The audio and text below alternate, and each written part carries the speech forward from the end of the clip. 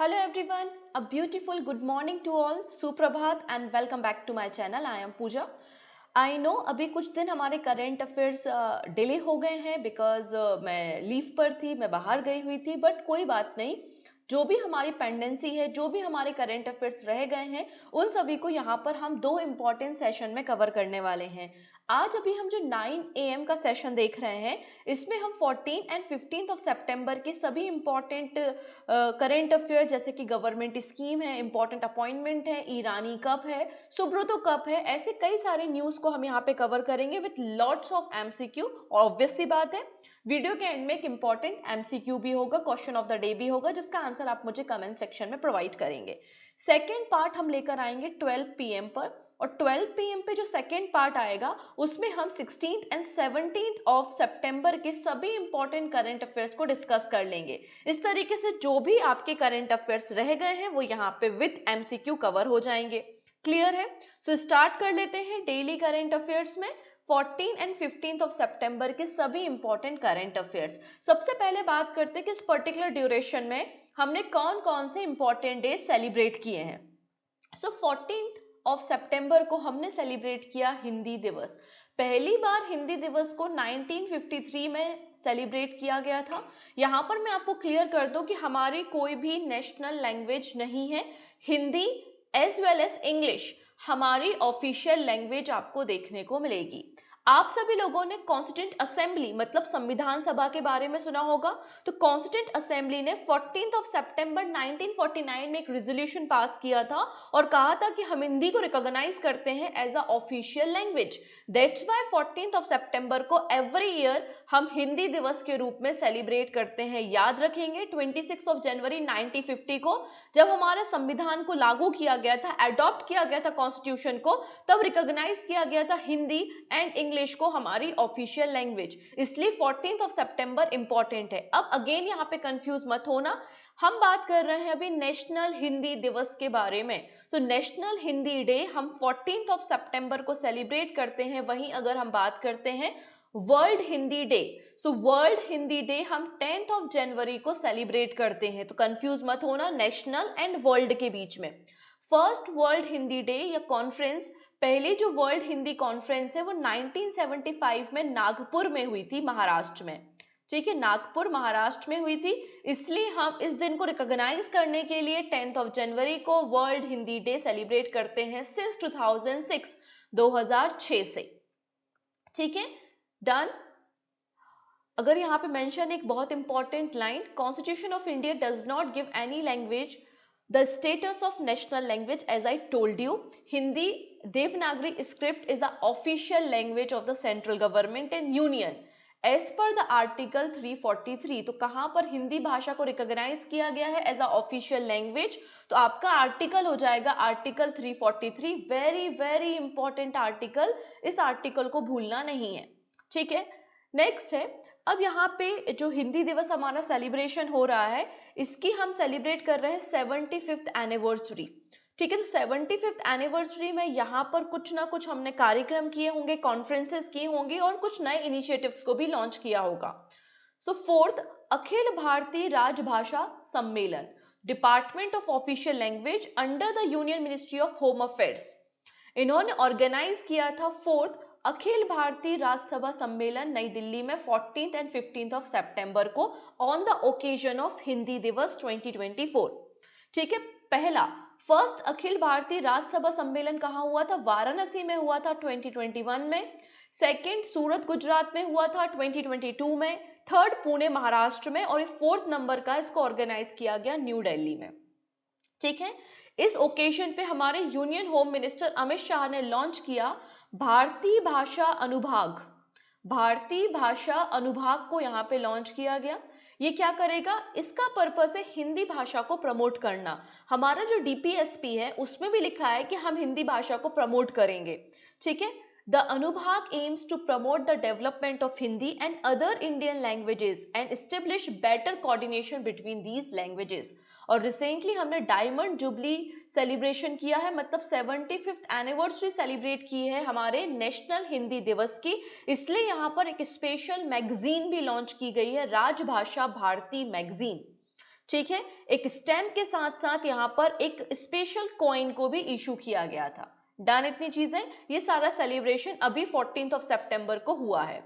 अब 14th of सितंबर को हमने सेलिब्रेट किया world first aid day. Actually जो हमारा सेकेंड सैटरडे होता है सितंबर मंथ का, तो सेकेंड सैटरडे एवरी सितंबर हम world first aid day celebrate करते हैं। इसकी थीम क्या थी?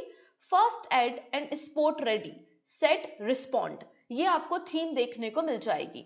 नाउ बात करते हैं 15th of September. So 15th of सितंबर को हमने कौन सा इंपॉर्टेंट डे सेलिब्रेट किया? तो आंसर हो जाएगा नेशनल इंजीनियर्स डे। यहाँ पे नेशनल इसलिए बोल रहे हैं क्योंकि वर्ल्ड इंजीनियरिंग डे हम 4th ऑफ मार्च को सेलिब्रेट करते हैं। ओके, वर्ल्ड इंजीनियरिंग डे हम 4th ऑफ मार्च को सेलिब्रेट करते हैं और रिसेंटली हमने नेशनल इंजीनियर्स डे सेलिब्रेट किया 15th ऑफ सितंबर को, क्योंकि इस दिन बर्थ एनिवर्सरी होती है हमारे देश के first civil engineer M Visvesvaraya ji की। तो birth anniversary M Visvesvaraya ji को डिक्लेयर किया था गवर्नमेंट ऑफ इंडिया ने 1968 में कि एवरी ईयर हम इंजीनियर्स डे सेलिब्रेट करेंगे। रीजन इज दैट क्योंकि एक सिविल इंजीनियर थे और इन्होंने हमारे इरिगेशन प्रोजेक्ट्स को बूस्ट करने के लिए काफी सारे काम किए। कई सारे कैनल्स और hydro electric project, irrigation project को डिजाइन करने का काम इन्होंने किया है, जैसे कि कृष्णा राजा सागर डैम इन मैसूर। ठीक है, इन्हें भारत रत्न भी दिया गया था 1955 में, इसलिए इनकी बर्थ एनिवर्सरी को हम as a engineers day celebrate करते हैं। 15th ऑफ सितंबर को हम इंटरनेशनल डे ऑफ डेमोक्रेसी भी सेलिब्रेट करते हैं। ठीक है, और आप सभी को पता है कि इंडिया वर्ल्ड की लार्जेस्ट डेमोक्रेसी है। यूनाइटेड नेशन जनरल असेंबली ने 2007 में एक रेजोल्यूशन को पास किया था to encourage the government to strength the democracy. ठीक है, इसलिए हम since 2008 every year 15th of सितंबर को इंटरनेशनल डे ऑफ डेमोक्रेसी मनाते हैं। इसकी थीम क्या है? Ensuring effective governance of artificial intelligence at all levels. ये आपको थीम देखने को मिल जाएगी। तो 14th एंड 15th ऑफ सितंबर के हमने सभी इंपॉर्टेंट डेज को देख लिया। अब यहाँ से कहानी स्टार्ट होती है और वेरी इंपॉर्टेंट हम गवर्नमेंट स्कीम्स को पढ़ने वाले हैं। ठीक है, कैबिनेट अप्रूव्स इंप्लीमेंटेशन ऑफ प्रधानमंत्री ग्राम सड़क योजना 4 ड्यूरिंग FY 24-25 टू 28-29।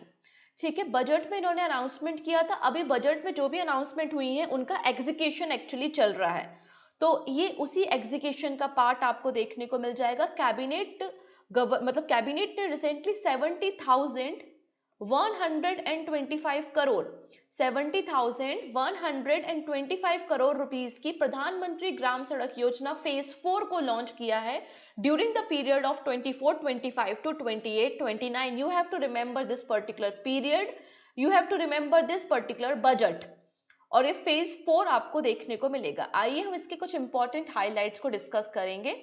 प्रधानमंत्री ग्राम सड़क योजना Phase 4. It was launched by the Ministry of Rural Development for FY 24-25 to 28-29 with a total budget of 70,000 crore rupees. Okay, next इसका टारगेट क्या है? हमारा टारगेट है 62,500 किलोमीटर की all weather road connectivity provide करना, मतलब ऑल वेदर रोड को construct करना। 62,500 किलोमीटर की ऑल वेदर रोड, जो कि 25,000 अनकनेक्टेड हैबिटेशन, जो आपके 25,000 छोटे छोटे अनकनेक्टेड विलेजेस हैं, उनको कनेक्ट करने का काम करेगी।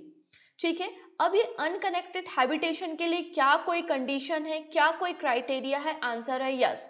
एज पर द 2011 सेंसस, 2011 की जो जनगणना हुई थी उसके अलावा उसके अकॉर्डिंगली आपका जो प्लेन एरिया है, प्लेन एरिया में कोई विलेज है जिसकी पॉपुलेशन मोर देन 500 है। आपके जो नॉर्थ ईस्टर्न स्टेट और हिमालयन स्टेट है जहां पे आपकी पॉपुलेशन 250 प्लस है, 250 लोगों से ज्यादा लोग वहां पर रहते हैं। आपका जो ट्राइबल एरिया है, एस्पिरेशनल ब्लॉक्स हैं, उनमें 250 प्लस लोग रहते हैं। और आपके जो लेफ्ट विंग एक्सट्रीमिस्ट, जहां पर आपको नक्सलाइड पर्संस देखने को मिलते हैं, वहां पे पॉपुलेशन अगर 100 प्लस है, तो ऐसे एरियाज जो कि रोड कनेक्टिविटी से कनेक्ट नहीं है, कोई भी स्टेट हाईवे या नेशनल हाईवे से कनेक्ट नहीं है, तो इन्हें हम अनकनेक्टेड हैबिटेशन कहते हैं। और इन्हीं 25,000 अनकनेक्टेड हैबिटेशन को कनेक्ट किया जाएगा अंडर द प्रधानमंत्री ग्राम सड़क योजना फेज नंबर 4, जिसको रिसेंटली लॉन्च किया गया है। अब ये जो स्कीम है, जब इनिशियली इसको लॉन्च किया गया था इन 2000, तब ये कंप्लीटली सेंट्रल गवर्नमेंट स्कीम थी। ऑल वेदर कनेक्टिविटी प्रोवाइड कराना इसका मकसद था, और हम यहाँ पे जो बजट होता था वो सेंट्रल गवर्नमेंट देती थी। बट अब सेंट्रल गवर्नमेंट को लगा कि बर्डन बहुत ज्यादा है, तो इस स्कीम में कुछ चेंजेस किए गए इन 2015-16, और 2015-16 में इसको सेंट्रली स्पॉन्सर्ड स्कीम में कन्वर्ट कर दिया गया। सेंट्रली स्पॉन्सर्ड स्कीम में कन्वर्ट कर दिया गया, इसका ये मतलब है कि अब इसमें जो शेयर्स हैं वो 60:40 के हैं। 60% जो भी कंट्रीब्यूशन होगा वो सेंट्रल गवर्नमेंट करेगी, और 40% कंट्रीब्यूशन स्टेट गवर्नमेंट का आपको देखने को मिलेगा। सो फेज 1 को हमने 2000 में लॉन्च किया था। देन फेज 2 आया 2013 में, जिसमें हमारा टारगेट था 50,000 किलोमीटर की वेरियस स्टेट और यूनियन टेरिटरी की जो ऑलरेडी एग्जिस्टिंग रोड्स है उनको अपग्रेड करना। एंड फेज नंबर 3 को हमने 2019 में लॉन्च किया था, जिसमें हमारा टारगेट था 1,25,000 किलोमीटर रोड कनेक्टिविटी प्रोवाइड करना अनहैबिटेड आपके जो विलेजेस हैं उनमें, और यहाँ पे इंफ्रास्ट्रक्चर भी तैयार करना, मतलब स्कूल, हॉस्पिटल, ग्रामीण एग्रीकल्चर मार्केट को भी स्टैब्लिश करना। ये आपका फेज नंबर 3 था, एंड रिसेंटली फेज नंबर 4 को लॉन्च किया गया है। सो आई होप आपको समझ में आ गया होगा। तो बिल्कुल कंफ्यूज मत होना। अगर क्वेश्चन पूछा जाता है कि प्रधानमंत्री ग्राम सड़क योजना सेंट्रल सेक्टर स्कीम है या फिर सेंट्रली स्पॉन्सर्ड स्कीम है, अगर एज ऑफ टुडे की बात कर रहे हैं, अगर टुडे आज की बात कर रहे हैं, तो ये सेंट्रली स्पॉन्सर्ड है। और at the time of launching, जब इसको लॉन्च किया गया था, तो ये सेंट्रल सेक्टर स्कीम हुआ करती थी। तो ये दोनों बातें आपको याद रखनी, बाद में हमने चेंजेस किए हुए। डन इतनी चीजें। चलिए फर्दर डिस्कशन करने से पहले आई होप आप लोग ने इस वीडियो को देख लिया होगा, जहां पे मैंने फेमस इंडियन घरानास को एक्सप्लेन किया था, जो इसके फाउंडर और इम्पोर्टेंट एक्सपोनेंट है हमारे अलग अलग घराना के, जैसे कि किराना घराना है, ठीक है, आपका सैनी घराना है। तो उन सबको यहाँ पर एक्सप्लेन किया हुआ है मैंने, आप इसको देख लीजिएगा। इसकी पीडीएफ भी अवेलेबल है एप्लीकेशन पे। इसके अलावा मैंने 200 एमसीक्यू कवर कराए हुए हैं कंप्यूटर के।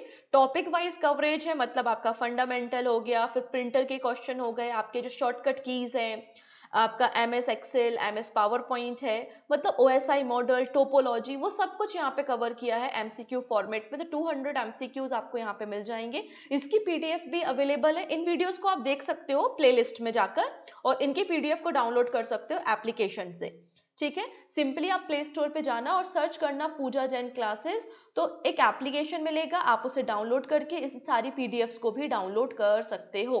इसके अलावा वहां पे आपको अगस्त मंथ की मंथली मैगजीन भी मिल जाएगी, जुलाई मंथ की भी अवेलेबल है, जून मंथ की भी अवेलेबल है, और लास्ट 6 मंथ की भी मंथली मैगजीन वहां पर अवेलेबल है, आप इनको भी डाउनलोड कर सकते हो। ओके है जी। इसके अलावा जो हमारे डेली करंट अफेयर्स हो रहे हैं, इनकी पीडीएफ भी एप्लीकेशन पे फ्री ऑफ कॉस्ट अवेलेबल होती हैं, आप डाउनलोड कर लेना। अदरवाइज आप टेलीग्राम से भी कनेक्ट हो सकते हो, पूजा जैन CA 247, वहां से भी डेली करंट अफेयर्स की पीडीएफ आपको मिल जाएगी।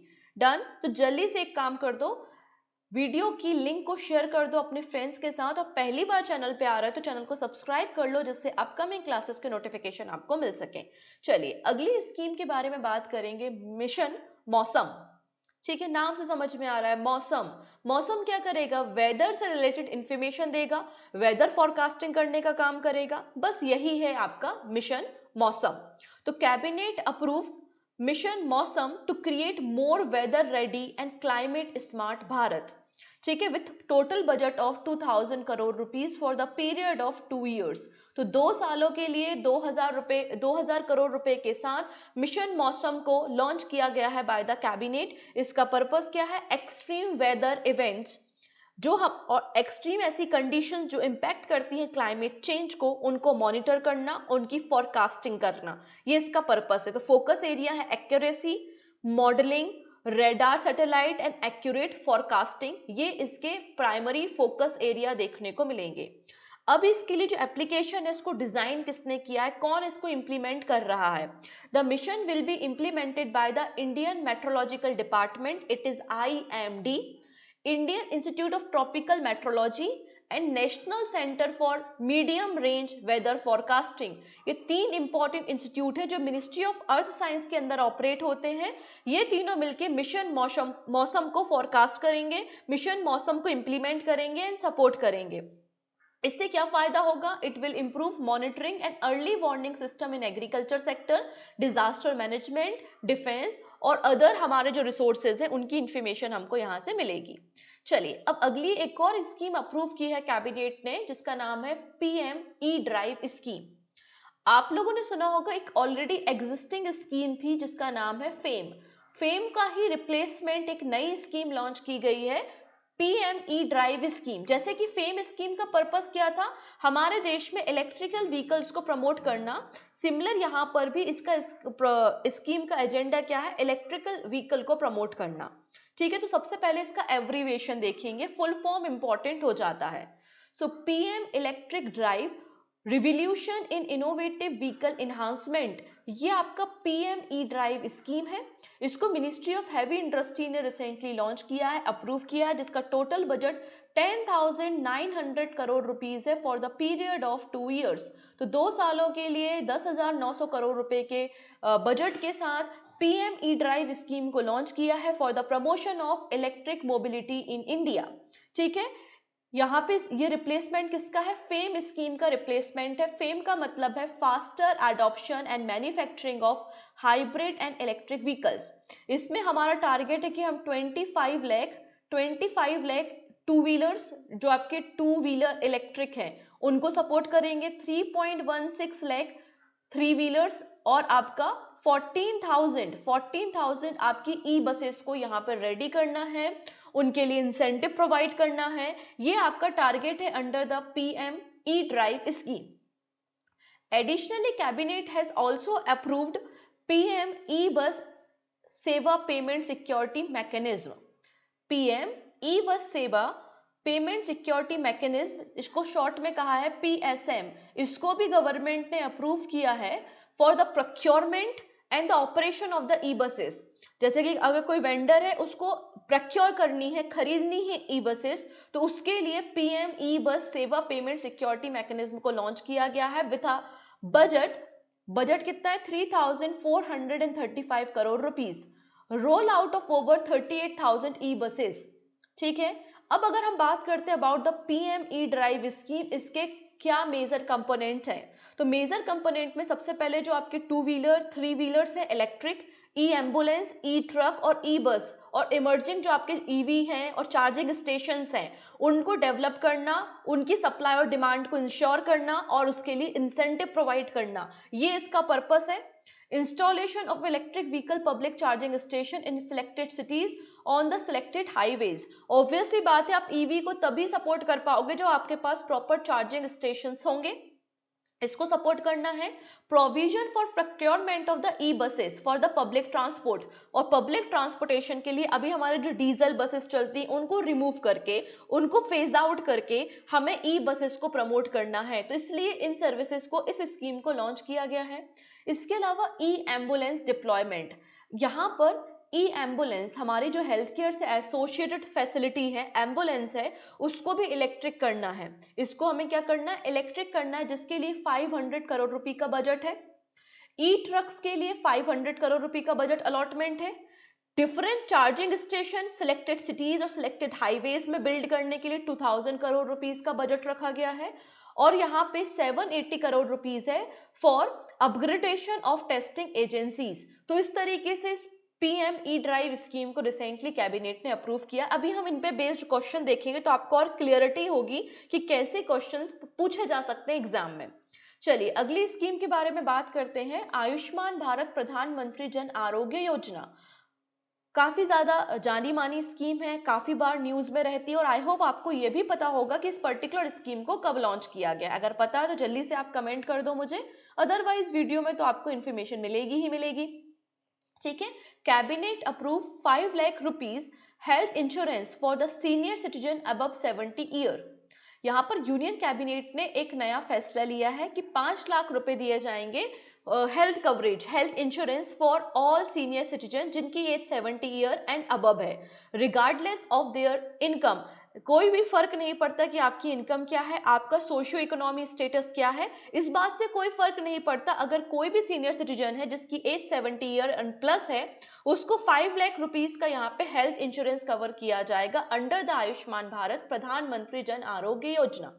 Senior citizen age 70 and above will receive a distinct card under the Ayushman Bharat Pradhan Mantri Jan Arogya Yojana for the health care coverage. अब यहाँ पे इस बात को समझिएगा, ऑलरेडी वो सारी फैमिलीज जो कवर होती हैं अंडर द प्रधानमंत्री जन आरोग्य योजना, उनको तो कवरेज मिल ही रहा है। ऐसी कोई फैमिली, आप सभी को अगर पता नहीं है तो मैं बता दूं, ये जो प्रधानमंत्री आपकी आयुष्मान भारत योजना है, ये वर्ल्ड की largest publicly funded health insurance scheme है, जिसमें पर family per year for secondary and tertiary health care 5 lakh rupees health insurance provide किया जाता है। And this particular scheme launched in February 2018। 2018 में इस स्कीम को लॉन्च किया गया था, जिसमें 3 डेज का प्री हॉस्पिटलाइजेशन और 15 डेज का पोस्ट हॉस्पिटलाइजेशन इंक्लूड होता है। ठीक है, ये तो हो गए कुछ इन्फॉर्मेशन अबाउट द स्कीम। मतलब ऐसे सारी फैमिली जो ऑलरेडी कवर होती हैं आपकी प्रधानमंत्री जन आरोग्य योजना के अंदर, जिनको पर ईयर 5 लाख रुपीस मिलते हैं, वो तो मिलेंगे ही मिलेंगे। अगर ऐसी फैमिलीज में कोई ऐसा पर्सन भी है जिसकी एज 70 ईयर प्लस है, मतलब जो सीनियर सिटीजन है, उनको एडिशनल 5 लाख रुपीज भी प्रोवाइड किए जाएंगे for secondary and tertiary health care. मतलब एडिशनल 5 लाख रुपए का हेल्थ इंश्योरेंस कवर किया जाएगा, ये बात यहाँ पे कही गई है। इसके अलावा ये भी बोला गया है, अगर ये जो सीनियर सिटीजन है वो किसी भी एज ग्रुप से, मतलब किसी भी सोशियो इकोनॉमिक स्टेटस से बिलोंग करते हैं, इनकी इनकम कंडीशन या इनकी जो फैमिली बैकग्राउंड कुछ भी हो, सभी को इसके अंदर कवर किया जाएगा। पहली चीज ये बोली है। अगर सीनियर सिटीजन किसी और पब्लिक हेल्थ इंश्योरेंस स्कीम के अंदर कवर होते हैं, तो वो उस स्कीम को ड्रॉप करके इस स्कीम में एनरोल हो सकते हैं, लेकिन दोनों स्कीम्स में साथ में एनरोलमेंट पॉसिबल नहीं है। आपको किसी एक स्कीम को चूज करना पड़ेगा, सिंपल सी बात है। नेक्स्ट बात करेंगे, रिसेंटली हमने 4th एनिवर्सरी सेलिब्रेट की है प्रधानमंत्री मत्स्य संपदा योजना, और इसी ओकेजन पे अंडर द प्रधानमंत्री मत्स्य संपदा योजना रंगीन मछली एक नया एप्लीकेशन लॉन्च किया है by the union ministry for fishery, animal husbandry and dairying ने। ठीक है, रंगीन मछली देखो कलरफुल दिखाई दे रही है। रंगीन मछली एप्लीकेशन को रिसेंटली लॉन्च किया गया है। कहां पर लॉन्चिंग हुई है?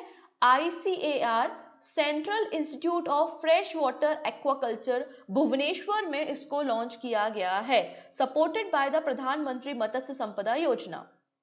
ठीक है, अब यहाँ पे ये है क्या, इसको समझते हैं। तो आजकल आप लोगों ने देखा होगा कि सभी घरों में, होटल्स में, रेस्टोरेंट में एक्वेरियम होता है, और उसमें बहुत ही कलरफुल सी छोटी छोटी सी फिशेस होती हैं कि नहीं? बस उन्हीं फिश फार्मर्स को, शॉप ओनर्स को सपोर्ट करने के लिए इस एप्लीकेशन को लॉन्च किया गया है। It is design to meet the growing need of the ornamental fishery sector, providing crucial knowledge resources for aquarium shop owner and the fish farmer।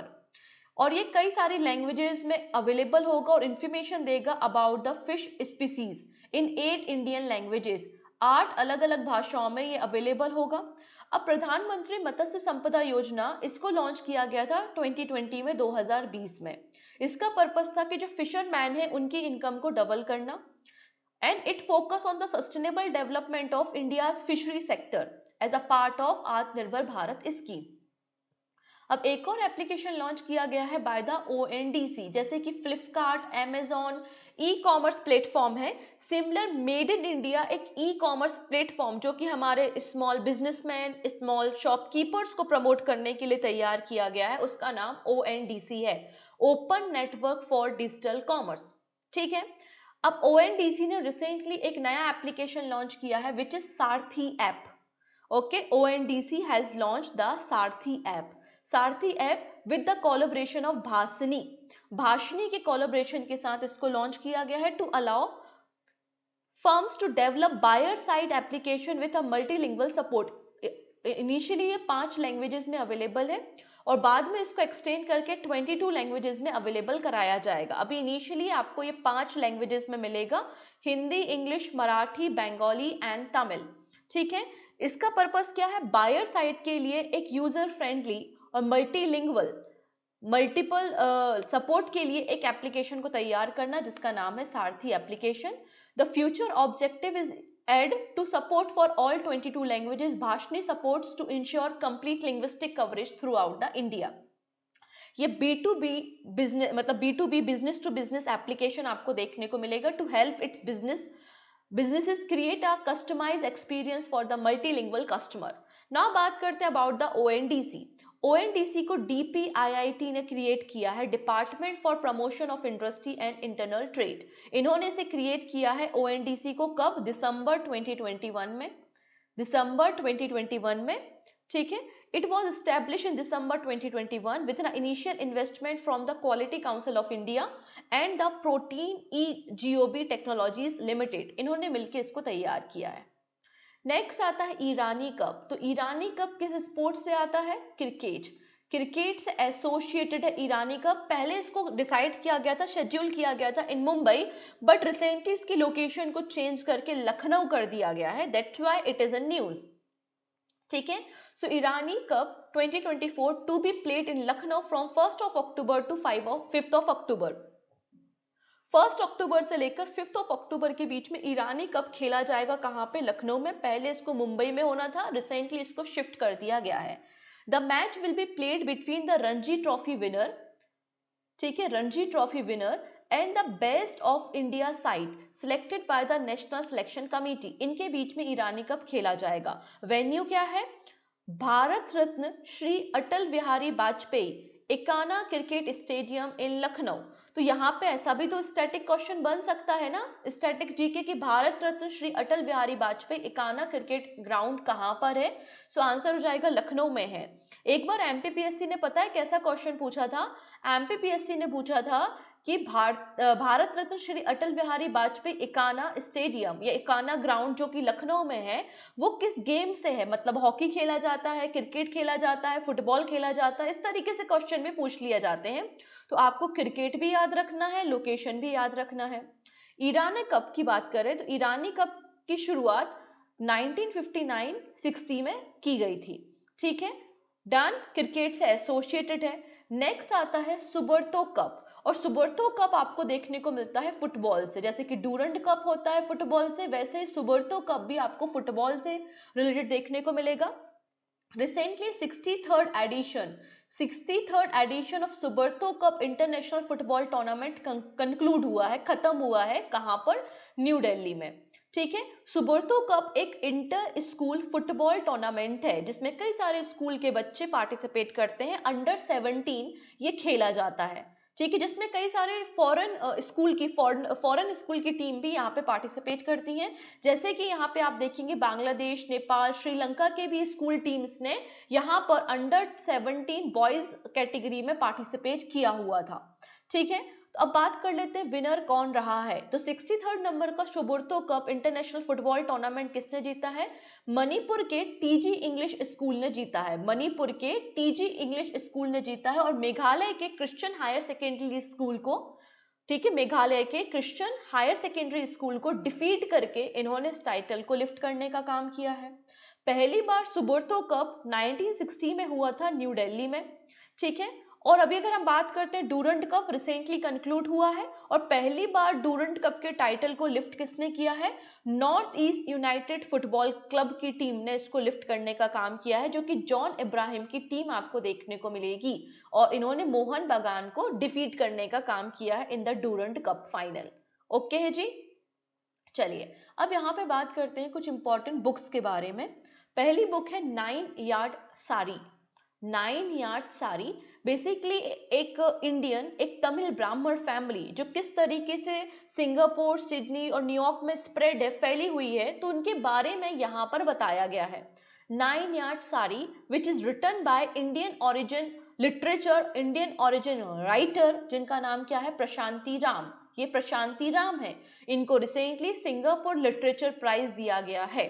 Okay, Prashanti Ram who was an Indian origin lecturer from the University of Nanyang Technological University won the Singapore Literature Prize for English fiction for her short story 9 Yard Sari। 9 Yard Sari इनकी book है, आपको इनका नाम याद रखना है। Next है अमित शाह जी ने मुंबई समाचार की डॉक्यूमेंट्री 200 नॉट आउट को भी लॉन्च किया था।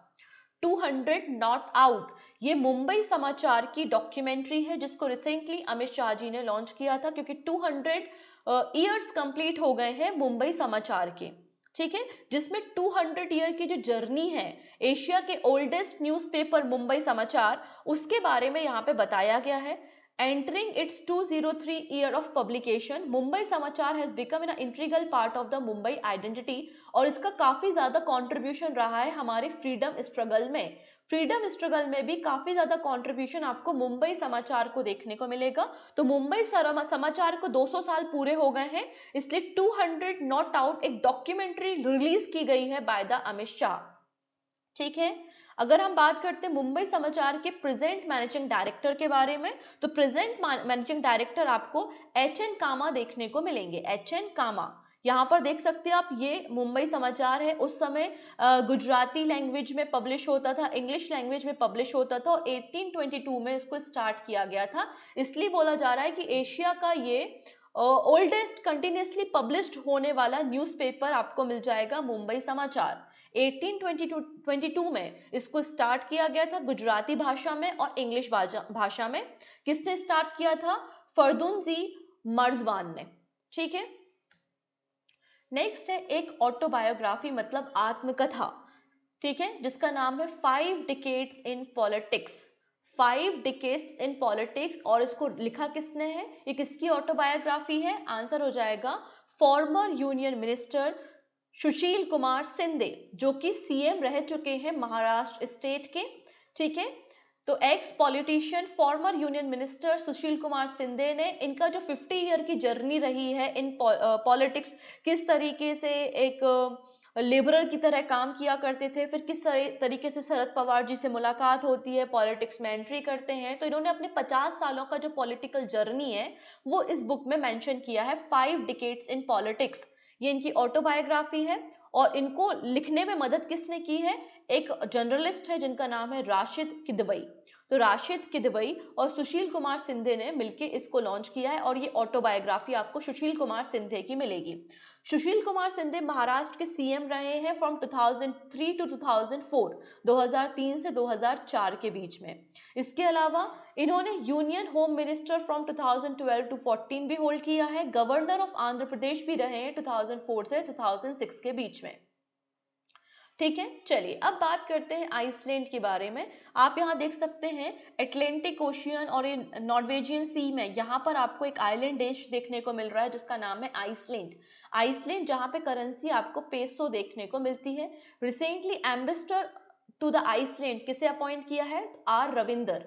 आर रविंदर आप देखेंगे अपॉइंट किए गए हैं as ambassador to the Iceland. Next है Mexico senate passes controversial judicial reform bill. Recently Mexico ने एक जुडिशियल रिफॉर्म बिल को पास किया है, और पूरे वर्ल्ड की पहली कंट्री बन गई है मैक्सिको। पहली कंट्री वर्ल्ड की बन गई है मैक्सिको, जो अलाउ कर रही है कि हर एक लेवल पे, चाहे वो डिस्ट्रिक्ट लेवल हो, हाई कोर्ट लेवल हो या सुप्रीम कोर्ट लेवल हो, हर एक लेवल पे जो जजेस को अपॉइंट किया जाएगा वो वोटिंग सिस्टम से किया जाएगा। Mexico become the world first country to allow voters to elect जजेस at all level after protester invade the upper house। ठीक है, डन। चलिए अब बात करते हैं कुछ एक्सरसाइज के बारे में। पहली एक्सरसाइज है जिसका नाम है अल नज़ा। अल नज़ा एक्सरसाइज इंडिया और ओमान के बीच में होने वाली एक ज्वाइंट मिलिट्री एक्सरसाइज है। इसका 5th एडिशन स्टार्ट हुआ है ओमान में। सो ऑब्वियसली बात है इंडिया एंड ओमान यहाँ पे पार्टिसिपेट करेगा। 5th एडिशन है अल नज़ा एक्सरसाइज की। कहाँ पर हो रही है? ओमान में हो रही है, 13 से लेकर 26 ऑफ सितंबर के बीच में। ठीक है, इसकी शुरुआत 2015 में हुई थी। एक्सरसाइज की शुरुआत 2015 में हुई थी। 2 साल में एक बार आपको ये एक्सरसाइज होती हुई दिखाई देगी, और लास्ट एडिशन इसका राजस्थान में मतलब इंडिया में हुआ था, और इस साल ये 5th नंबर का एडिशन आपको ओमान में देखने को मिल रहा है। ठीक है, इतनी चीजें ओमान के राबकूट ट्रेनिंग एरिया में आपको देखने को मिल जाएगा। इसके अलावा एक्सरसाइज ईस्टर्न ब्रिज 7, तो 7th edition of bilateral military exercise eastern bridge. Eastern bridge exercise Indian air force और ओमान की रॉयल एयरफोर्स के बीच में होती है, और ये भी कहाँ हो रही है? एयरफोर्स बेस स्टेशन ओमान में ही आपको ये एक्सरसाइज देखने को मिलेगी, जिसमें मिग-29 जैगवार, इसके अलावा C-17 ग्लोबल मास्टर 3rd आपका जो ट्रांसपोर्ट कैरियर प्लेन्स हैं वो यहाँ पे पार्टिसिपेट कर रहे हैं। पहला एडिशन ईस्टर्न ब्रिज एक्सरसाइज का पहला एडिशन 2009 में हुआ था ओमान में, और ये आपको 7th एडिशन देखने को मिल जाएगा। ठीक है, इतनी चीजें। इसके अलावा इंडिया और ओमान के बीच में एक और इंपॉर्टेंट एक्सरसाइज होती है, मैरीटाइम एक्सरसाइज है, जिसका नाम है नसीम अल बहार, जिसको हम सी ब्रीज एक्सरसाइज भी कहते हैं। तो आपको यहाँ पे क्या याद रखना है, इंडिया और ओमान की मिलिट्री के बीच में एक्सरसाइज कौन सी होती है, अल नजा एक्सरसाइज। 5वें नंबर की एक्सरसाइज कहाँ हो रही है, ओमान में हो रही है। फिर यहाँ पे जो एयर फोर्सेज है उनके बीच में एक्सरसाइज होती है जिसका नाम है ईस्टर्न ब्रिज, ये 7th एडिशन है, ओमान में हो रहा है।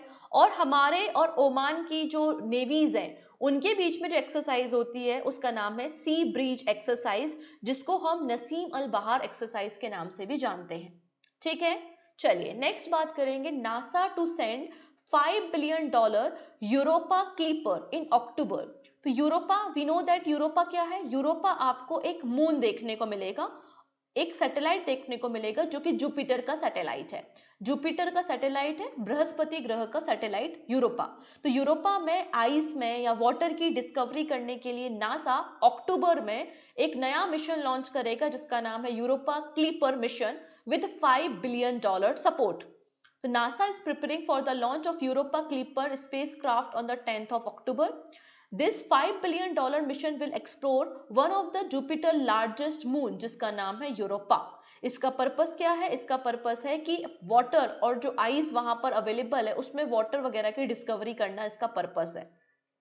अब यहाँ पे जुपिटर जो है ना, जुपिटर के पास एक और सैटेलाइट है जिसका नाम है गैनीमीड, एंड गैनीमीड वर्ल्ड का या फिर पूरे के पूरे सोलर सिस्टम का सबसे बड़ा सैटेलाइट है, सबसे बड़ा चंद्रमा आपको देखने को मिलता है वो गैनीमीड ही है। तो जुपिटर के 4 इंपॉर्टेंट आपको मून्स देखने को मिलेंगे, लो, ठीक है, यूरोपा, गैनीमीड एंड कैलिस्टो। ये जो चंद्रमा है ये किसके हैं, जुपिटर के आपको देखने को मिलेंगे, और इनको पहली बार गैलीलियो ने अपने टेलीस्कोप से 1610 में देखने का काम किया था, 1610 में। डन। तो ये आज के हमारे इंपॉर्टेंट करंट अफेयर्स थे। अब हम बात करने वाले हैं एमसीक्यू के बारे में। देखिएगा 12 PM पे वापस से कनेक्ट होना नहीं भूलेंगे। 12 PM पर हम 16 एंड 17 ऑफ सितंबर के current affairs with lots of MCQ cover करने वाले हैं।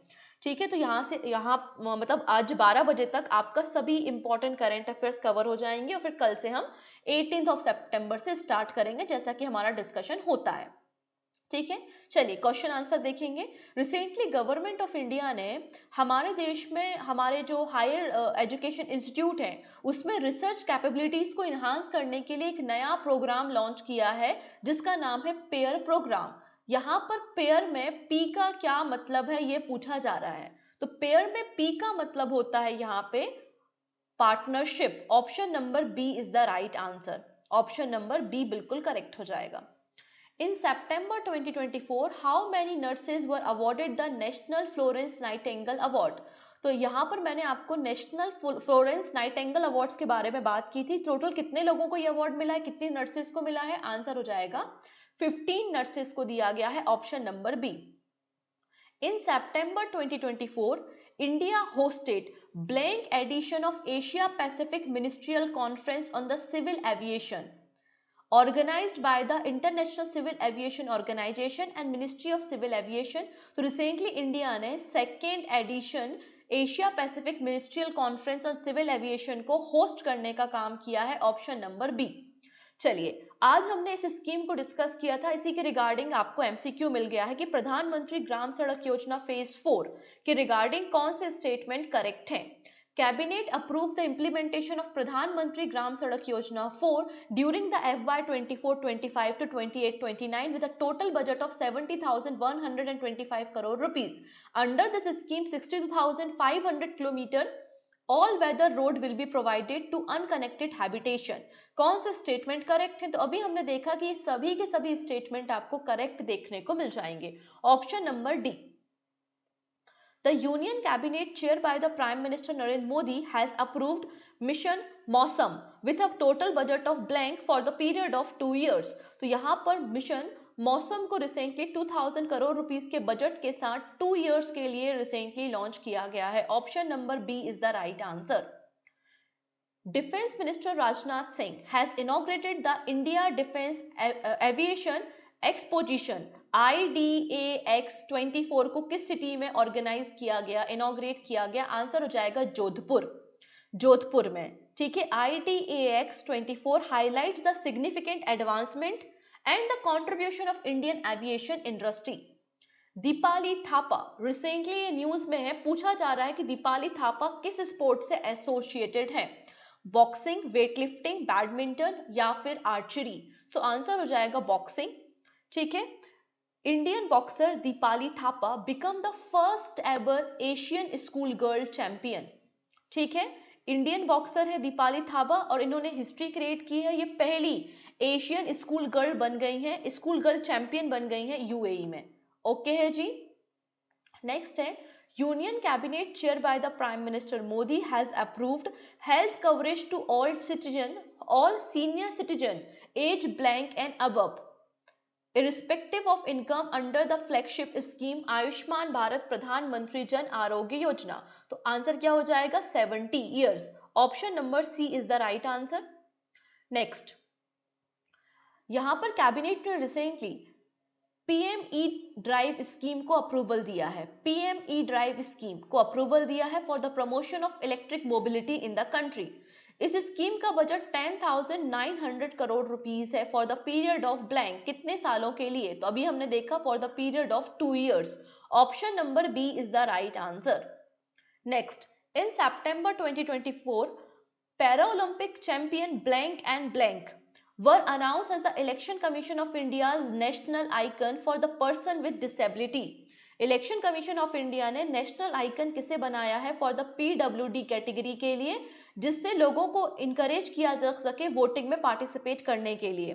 तो एक बहुत इंपॉर्टेंट नाम आपने सुना है, शीतल देवी एंड राकेश कुमार, और इन्होंने मिक्स्ड इवेंट में रिसेंटली पैरा ओलंपिक गेम्स में ब्रोंज मेडल भी तो जीता था, याद कीजिए।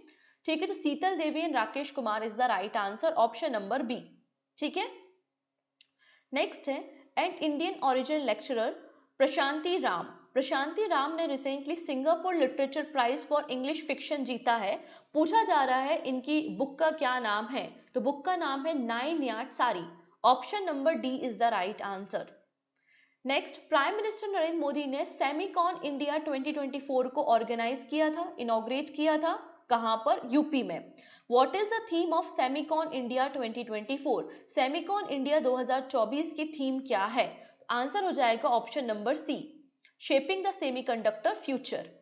Next, which of the following has launched Sarthi, a reference application designed to assist business in creating their own customized buyer side application। अपना खुद का कस्टमाइज आप एप्लीकेशन बना सकते हैं, को डेवलप्ड विथ भाषिनी, तो किसने लॉन्च किया है, ONDC, open network for digital commerce. Option D. Which city will host the Irani Cup 2024 from the 1st of October to 5th of October? So answer हो जाएगा आपका लखनऊ। पहले ये मुंबई में होना था लेकिन अब ये लखनऊ में होगा। Recently Oman host Eastern Bridge 7 and Al Nazar 5 exercise with which country? तो आंसर हो जाएगा इंडिया के साथ होने वाली ये एक्सरसाइज आपको मिल जाएगी, ऑप्शन नंबर ए। नेक्स्ट है, The Ministry of External Affairs has recently appointed R. Ravinder as the next ambassador of India to which country? तो इन्हें आइसलैंड का नया एम्बेसडर बनाया गया है, option number D. RBL bank ने रिसेंटली किसके साथ कोलैबोरेशन करके एक्स्ट्रा क्रेडिट कार्ड को लॉन्च किया है, याद कीजिए एक्स्ट्रा क्रेडिट कार्ड हमने पढ़ा था, आरबीएल बैंक और इंडियन ऑयल ने मिलकर इसे लॉन्च किया है। So option number C is the right answer and this is question of the day. ठीक है, पूछा जा रहा है कि 2026 में जो एशियन गेम्स होंगे, आप मुझे ये भी बताना कि किस कंट्री में 2026 के एशियन गेम्स होंगे और जहां पर डेमोन्स्ट्रेशन के लिए कौन से नए गेम को इंक्लूड किया गया है, आर्चरी, योगासन, कबड्डी या फिर रेसलिंग। इस क्वेश्चन का आंसर आप मुझे कमेंट सेक्शन में देना, रिप्लाई भी मैं आपको वहीं पे कर दूंगी। आई होप आपको सेशन पसंद आया होगा, अगर पसंद आया है तो प्लीज इसको शेयर करना नहीं भूलेंगे और मिलते हैं हम 12 PM पर, जहां पर हम 16th and 17th of September के करेंट अफेयर्स को डिस्कस कर लेंगे। So thank you so much, take care and bye bye.